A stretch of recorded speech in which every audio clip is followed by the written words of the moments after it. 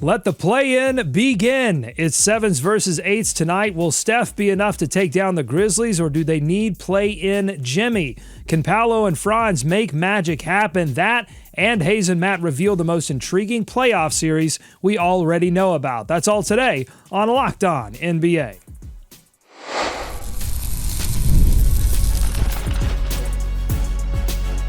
You are Locked On NBA, your daily NBA podcast.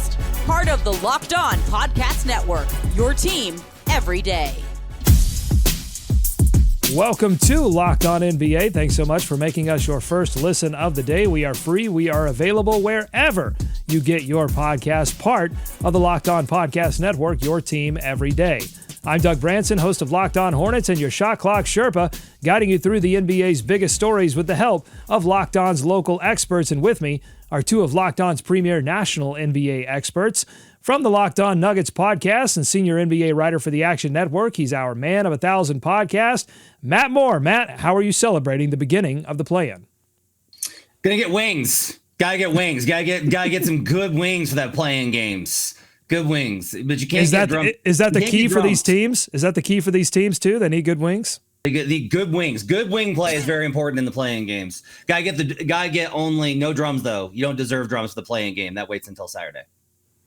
And from the Locked On Bulls podcast, the Prince of Petty, Hayes. Hayes, how are you celebrating the beginning of the play-in? Tri-tip. That's what we're doing. We're doing tri-tip today on the grill. Come on, me and my son. So. I like it. That's Phil would love that. A little triangle offense on a play-in day. And the Bulls, I mean, that makes sense. All right, I got it. But we are going to begin not with the Bulls. We're going to begin with the Warriors and the Grizzlies, two teams that lost the game of shuffle in the Western Conference over the final days of the regular season. The winner tonight gets the Houston Rockets. Locked On Grizzlies and Locked On Warriors got together for a crossover episode to discuss keys for each team. Let's start with Charlie Walter of Locked On Warriors, who is hoping that Golden State can avoid the sins of the regular season and avoid a play-in upset. Turnovers the common denominator, and then it's just to me it's as simple as they shoot a ton of threes.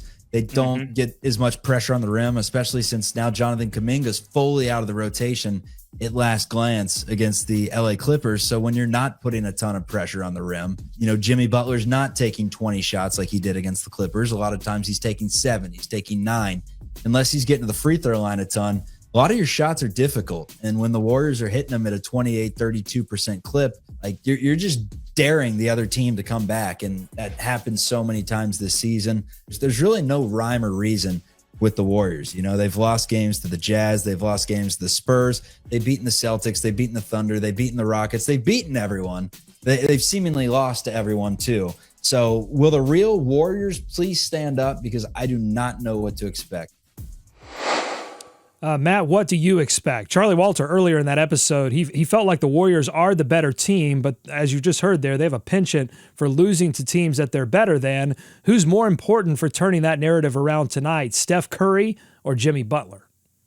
I mean, I think it's got to be Steph. I just think that look, if Steph has a monster game, I don't know that any Grizzly can match it. And when Steph has those games, the arena is different, even in that very fake corporate box that they put in to replace the beautiful Oracle Arena.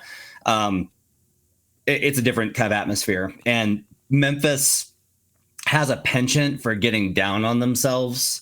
Like, you can sense them kind of losing hope. They do not have a high sense of resiliency in these games. And it's one of the reasons why these second half comebacks have happened to them a lot over the last half. I think the Grizzlies are going to lead at halftime, and I think they're going to lose this game. 7 seeds, by the way, are 6-2 in their opening games, but the games are always tight. Average margin of victory, just 1.3 points, Hayes. Yeah, I mean, in this play-in matchup is one that you look at.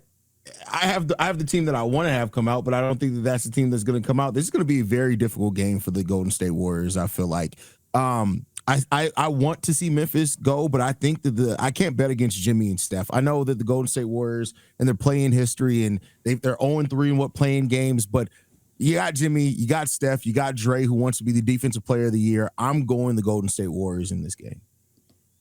If the Warriors do lose this game, And they get bounced from the play-in in general. I mean, it's not likely to happen, but if it does, where would the Warriors go from there? They've been straddling this line between future Warriors and present Warriors, and it looks like Steve Kerr benching Jonathan Kuminga, not in the rotation, so it seems that they are eschewing some of the future Warriors, moving towards Jimmy Butler and the present.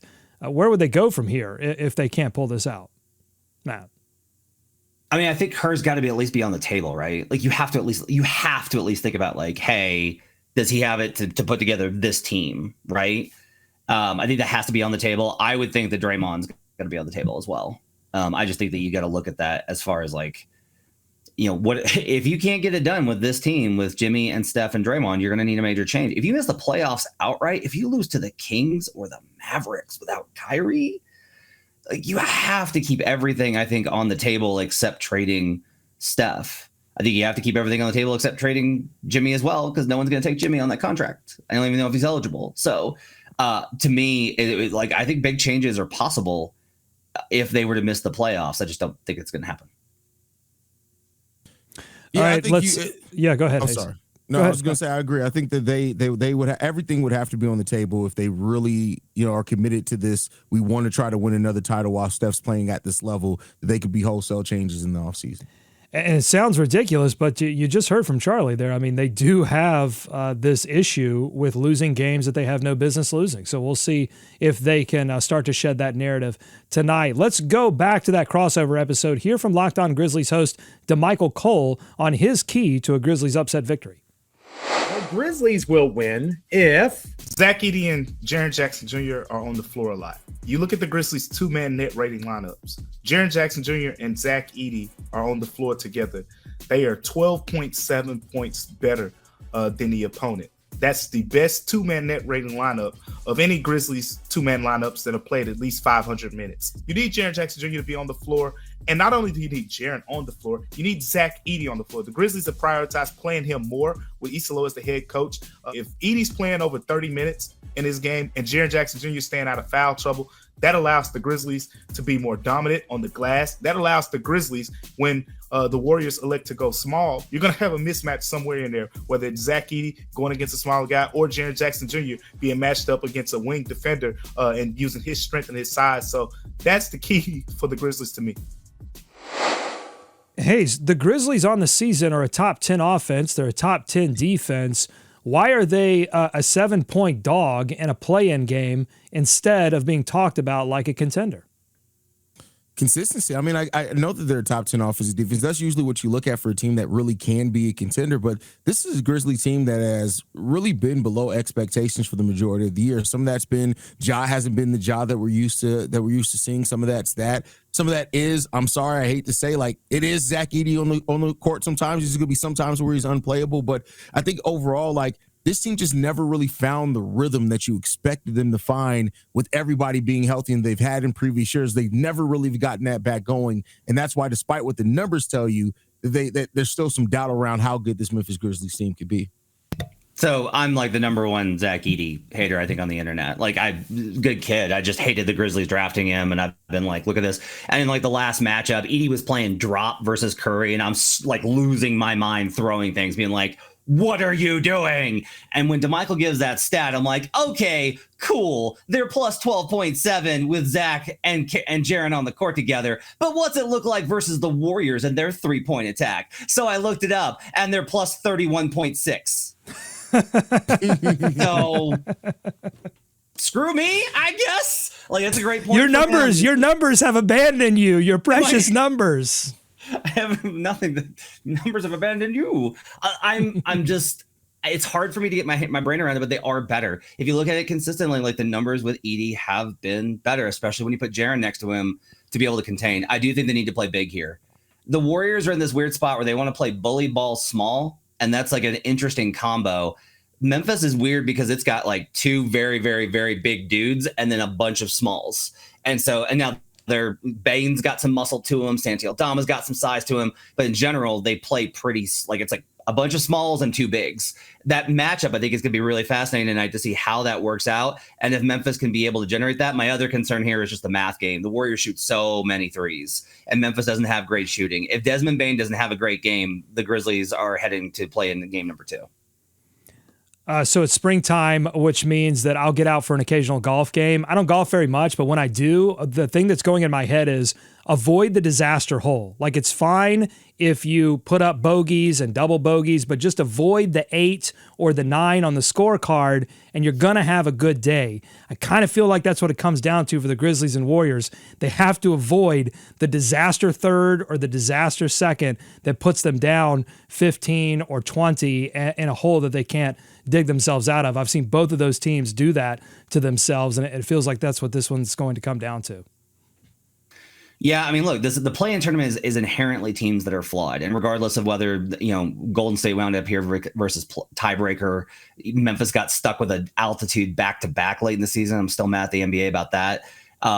Regardless, like, you were the flawed ones. You're on the bubble, and it's so close that I think there's a good chance. Like, I think there's a good chance that this is down to the wire tonight. Overtime would not shock me.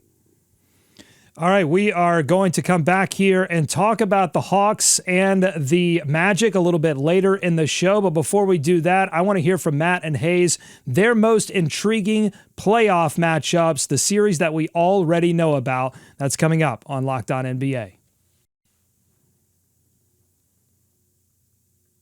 Today's episode is brought to you by Hungry Roots. Spring is here, the sun is shining, things are blooming, life's picking up, and let's be honest, grocery shopping and meal prep, they don't always make the cut. That's why I use Hungry Root. It's like having your own personal shopper and nutritionist, making healthy, delicious meals simple and stress-free. I love how it learns what I like, tailors my orders, and keeps getting smarter. I love that. I've got a lot to think about. There's a lot of basketball on, so I love that it's helping me with my shopping. Whether you're after gut-friendly foods or packing in protein, Hungry Root's got you covered. Their food is fresh, it's nutritious, and it comes together in 15 minutes or less, leaving more time for the stuff that you actually want to do, like, watch playoff basketball. Here's the deal. Get 40% off your first box plus a free item in every box for life. Go to hungryroot.com/LockedOnNBA. Use code LockedOnNBA, all one word. That's hungryroot.com/LockedOnNBA. Code LockedOnNBA. Fuel your life, not your to-do list with Hungry Root. More Locked On NBA ahead.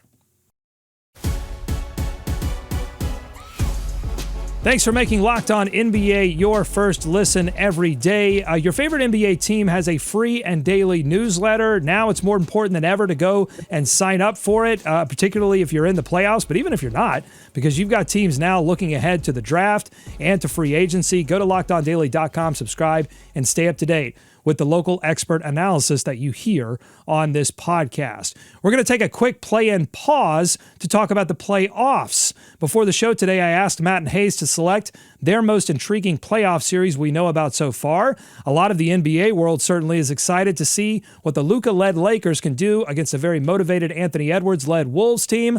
Let's go first to Locked On Lakers for their take on how this team is different from the teams that flamed out of the postseason post-bubble.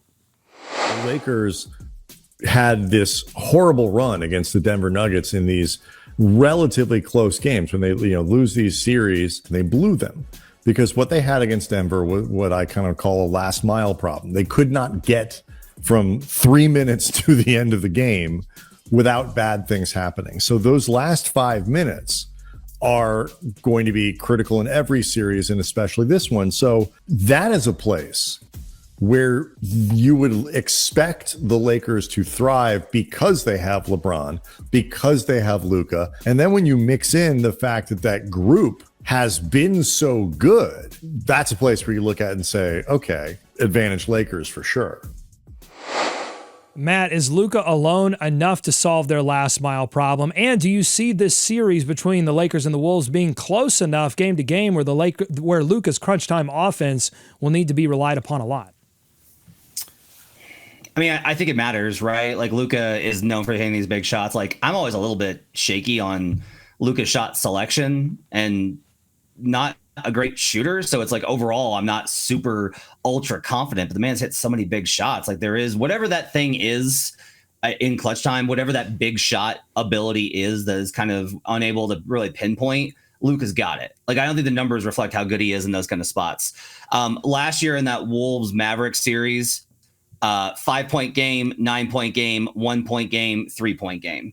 So look, do you think that the Mavericks last year are better than this Lakers team? Probably not. But I think it's probably there's going to be close situations. Something that's underrated, Anthony Edwards has a ton of clutch time possessions and not as many makes. He hasn't been good in making those kind of shots this season, especially because so many of them are mid-range, and that's where he struggled, Hayes. So I think if we're talking clutch time stuff in this series, the edge has got to go to the Lakers.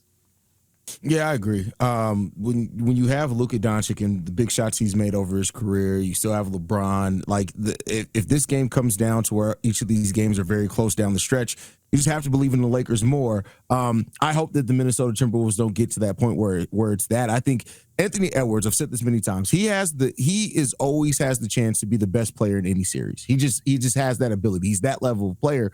Doesn't mean he's always going to be. Doesn't mean he's not going to need a lot of support from the players around him, but he has the ability to be that. If Anthony Edwards can be the best player in every game that goes on in the series, or more games than not, they're going to have a chance to win. But I think the Lakers have more than enough to take care of the Minnesota Timberwolves, even with the Timberwolves defense being better here over the latter part of the season. I think the Lakers they're going to be more motivated. And I think that if it comes down to close games, I'm trusting the Lakers in those games. And if we see the Wolves put as much pressure on Luka in the crunch time as we've seen other teams, particularly late in the season, then it might come down to Rui Hachimura. Can he hit enough shots? Can Reeves hit enough shots to make a difference for the Lakers? All right, Hayes, your most intriguing matchup was the Knicks versus the Pistons. Let's go to Locked On Knicks for the biggest question they have about this series. Single factor that will most define this series, how the Knicks guard Cade Cunningham, because in the regular season, maybe some of you saw, they did not do a good job of that at all. Cade in 4 games against the Knicks, 31 points, 8 rebounds, 5 assists a game, 56% from the field, 52% from 3, 80% from the line. That was not just like a 52% from 3 where he shot a couple of them. He was 13-25. He had a 3-to-1 assist to turnover ratio. He absolutely tore this Knicks defense a new one every time they saw him. The Knicks tried a bunch of different stuff, right? They had McHale on him. They had OG on him. There were possessions where Josh Hart was guarding him. We just watched a game where Deuce McBride was playing him for the majority of that fourth matchup against the Pistons. The Knicks had Cat drop. The Knicks had Cat at the level. The Knicks blitzed him with 2 guys. And we saw Cade just systemically torch each and every one of those coverages and each and every one of those players. So I come into this series and say, there's not really an obvious answer. What are the Knicks going to do about Cade Cunningham? Hayes, is that what intrigues you most about this series?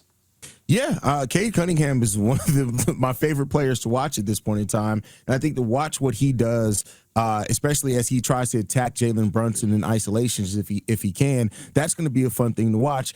And the Pistons defense, I trust that a lot more than the New York Knicks defense as well. That's part of the reason why the Pistons have been such an improved team as well. So I think the star power of the Pistons, the defense of the Pistons, coaching of the Pistons as well, I'm putting all those things as pluses on the Pistons side. Not to say that they're going to sweep the Knicks or anything like that, but it's just always exciting to see a young player really come into their own in the playoffs. And regardless of how far they go down the stretch of this, Cade has the chance to really make this a continuous star-making season by beating the New York Knicks and getting some big games at Madison Square Garden on top of that. I watched all of these possessions between these two teams this season, and the Knicks got nothing. Mikal Bridges is the only guy that can guard him. And if you're like, oh, he's too small, I'm just telling you, he's able to dig in and disrupt Cade's handle enough. Everybody else was toast. Cade hunted Jalen Brunson. I mean, hunted him down. And when they sent 2 on him to try and blitz him, Cade's so big, he can pass over the top of it. And then they've got that kick to the corner for Malik Beasley. This is going to be an offensive series because I don't think the Pistons are well built to defend the New York Knicks. I think the Knicks offense is going to be what ultimately decides the series. But Knicks fans, buckle up. You're going to feel like Cade is coming at you with a knife this entire series because of how much of an advantage he is with his specific superstar talent versus this matchup. How confident are you in that Knicks offense? And does it come down to Jalen Brunson and Cat refining that pick and roll matchup after Jalen Brunson coming back from the injury? Or do you put it more on OG, McHale, some of the auxiliary wing players? What do they do with their open shots? they've got a lot of like alternatives here where it's like, hey, look, Duren and Stewart don't want to come out to guard Cat. And when they have, he's driven around them for and 1. So they're going to play back a little bit, and then he's going to get open 3-point shots. And if you give Cat those shots, that's really strong. Okay, let's say that doesn't work, though. Let's say Cat has a bad series, the physicality bothers him, whatever. OG backing down their defenders in the post. The Pistons have a lot of physicality, but they don't have a lot of size. So OG's got a really big advantage there. One of the things is that Asar is really their only great screen navigator. So you can do things like get Mikal Bridges off of screens to generate offense. Knicks are going to score. I don't know if they're going to defend. The Pistons are going to defend. I don't know if they're going to score outside of Cade. So like it's going to be tight, but I do trust the Knicks offense a little bit more than the Pistons. All right, Hayes, this is your most intriguing series, so I'm going to ask you for a series prediction. Who do you have and in how many games? Pistons in 6. Woo! Whoa. All right. We've already got an upset prediction here on Locked On NBA. And coming up, we are going to hear what Matt thinks will be the most intriguing series that we know about so far. We don't know who the 1s and 2s are going to play yet, but we will find out what Matt's pick is. Plus, we're going to talk about this Hawks Magic matchup tonight. That's all coming up on Locked On NBA. Today's episode of Locked On NBA is brought to you by OpenPhone. If you're running a business, every missed call could be a missed opportunity. Think about it. Last time you had a service emergency, did you wait for a call back? Probably not. That's why you need OpenPhone. It's the #1 business phone system that streamlines your customer communication and helps you scale, all from an app that's on your phone or on your computer. I love that I don't need to carry 2 phones. I'm not Joe Dumars. He might be the general manager of the New Orleans Pelicans. We got to talk about that at some point. But I love that I don't have to carry 2 phones. With OpenPhone, I can manage business calls and texts from one app, whether I'm at my desk or on the go. My favorite feature is the shared inbox. Your whole team can jump into any conversation without missing a beat. Plus, the AI call transcripts and summaries are game changers for staying on top of follow-ups and customer interactions. And right now, OpenPhone is offering Locked On NBA listeners 20% off your first 6 months. 20% off. Just go to openphone.com/LockedOnNBA. That's OpenPhone.com/LockedOnNBA. And if you're switching from another provider, they'll even port your number for free. OpenPhone. No missed calls, no missed customers. More Locked On NBA ahead. Thanks again for making Locked On NBA your first listen every day. Locked On NBA Game Night is our recap show, and it is on this same feed on YouTube or wherever you get your podcast. They'll be recapping both of the play-in games tonight, so make sure to check that out. Back to our most intriguing series that we know about so far. We go to Matt, and we're going to stay in the East for the most intriguing series, which is Bucks-Pacers. That's Matt's pick. Here's Locked On Bucks with a vibe check on a team that's been through a lot this season. Overall vibes and feeling and the eye test that we've seen from this group, not just with the 8-game win streak, but beyond that, it's night and day in terms of the difference from where it was a year ago. Truly.